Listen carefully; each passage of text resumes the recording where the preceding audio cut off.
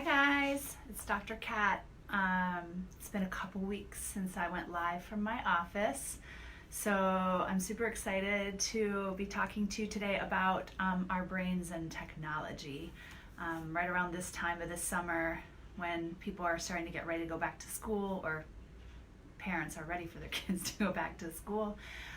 Sometimes we're slipping into the whole technology overuse thing.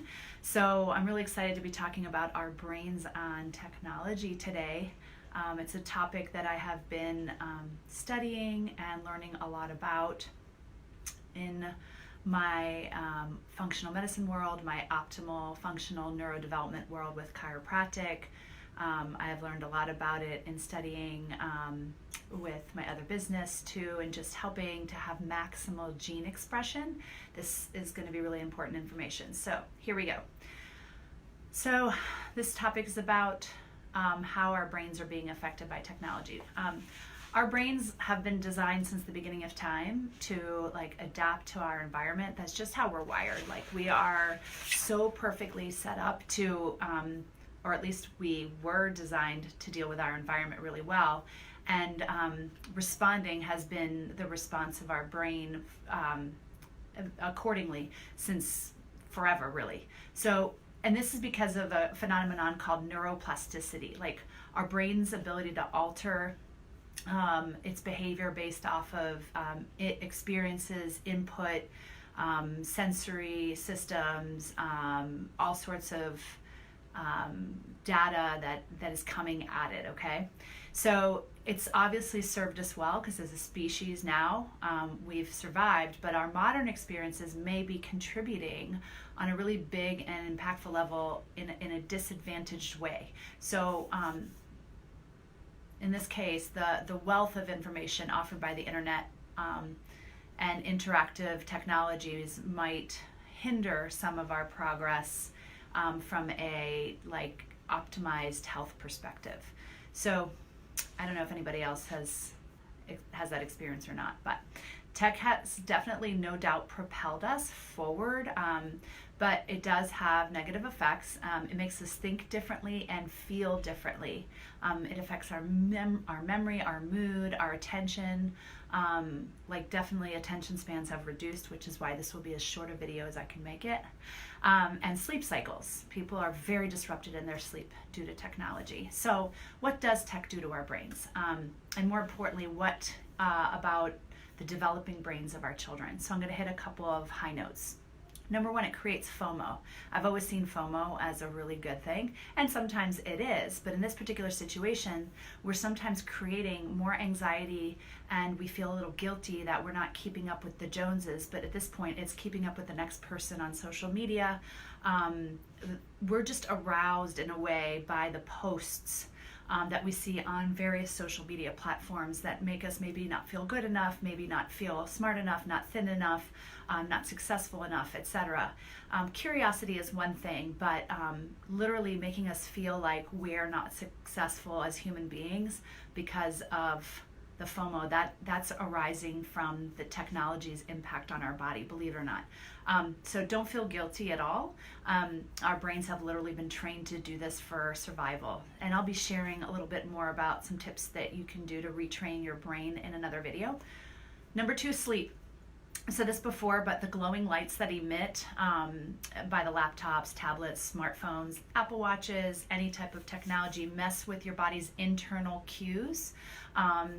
Those light cues are basically affecting our sleep-inducing hormones. So our eyes are especially sensitive to this light. Some people are using blue light blockers, and that's great, but it's making your body have a harder time falling asleep, especially for those who already struggle with insomnia. It's not a great idea. Plus, it's confusing your body when you're getting likes and all that stuff late at night, and it's dopamine hits. I don't care if you're an adult or a kid, it's like hits of dopamine. It's really upregulating the hormones that make us ragey and risk-taking and all that stuff right before we go to sleep. So not ideal.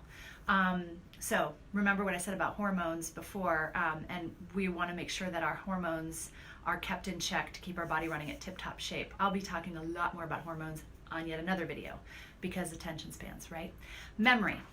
So in a Google Happy world, where virtually like literally everybody doesn't have to remember anything, and you can get information like at your fingertips and you don't have to remember anything. Like Einstein did say, like, if you don't have to memorize it, then don't memorize it. But nowadays people are literally not remembering anything, and we're being dumbed down a little bit by the fact that we're letting technology take over. So like a lot of people are wondering, like, who needs to memorize the capital of Mozambique when you can just ask Siri? My kids even think it's funny, but this actually decreases the development of the limbic system. So one of the things that I take great pride in is that I have memorized most of my friends, and if you know this about me, I know most of all of your birthdays, especially the ones of you watching. It's pretty scary, but I know them. So there's that. I won't say them out loud because this is social media and who knows what people do with that information, but I know your birthdays. And when I started to forget birthdays, I knew something was off. I knew something was off in my body. So a neuroscientist actually polled 3,000 people and found that the younger respondents were less likely to remember standard personal information such as a relative's birthday or even their own phone number nowadays, which is pretty scary. Studies have shown that calculators may decrease simple math skills. So we don't have technology in our house for this reason. And some people are unable to navigate their own cities without the help of a GPS. Like, oh my goodness. The next category is attention. Individuals immersed in digital media find it difficult to read books for long periods of time, or sometimes they skim articles online rather than reading every word. This phenomenon can be particularly troubling for youth whose brains are malleable and may fail to develop concentration skills. You're funny, Daisy.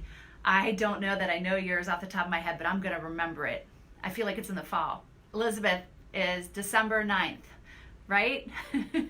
So do you feel like you have maybe a shorter attention span since you started using a smartphone, which I think is a dumb phone? Yes, everybody give Elizabeth a treat on December 9th. I think I'm right on that one. And then poor impulse control. A study concluded that playing video games or players who were forced to make snap decisions in violent situations inhibited proactive executive control, like over knee-jerk reactions and impulses. They were more likely to react with immediate, unchecked hostility or aggression in real life.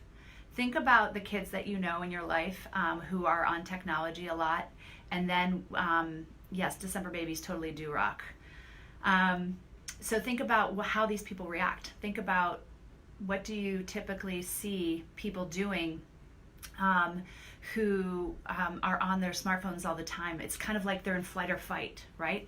So poor impulse control is a real issue here. And then how does screen time affect the developing brains of young kids? Well, National Institutes of Health recently launched a $300 million study conducted that used MRI scans to image changes in brain structure amongst children who are using smartphones and other screen devices, and it's pretty scary. Alarmingly, get ready for this, kids who spent more than 7 hours per day on electronic devices showed premature thinning of the cortex.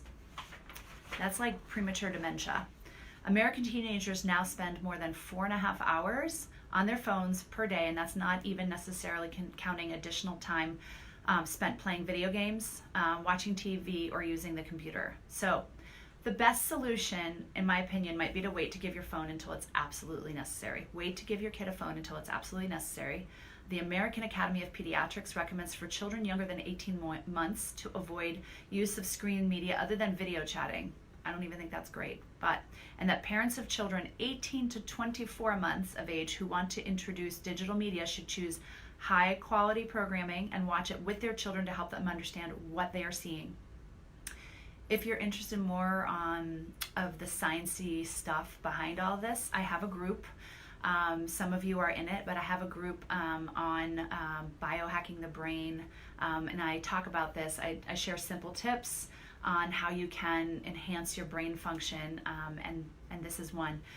Next week we're going to look at other technologies and how they might be affecting your health, plus ways we can break free.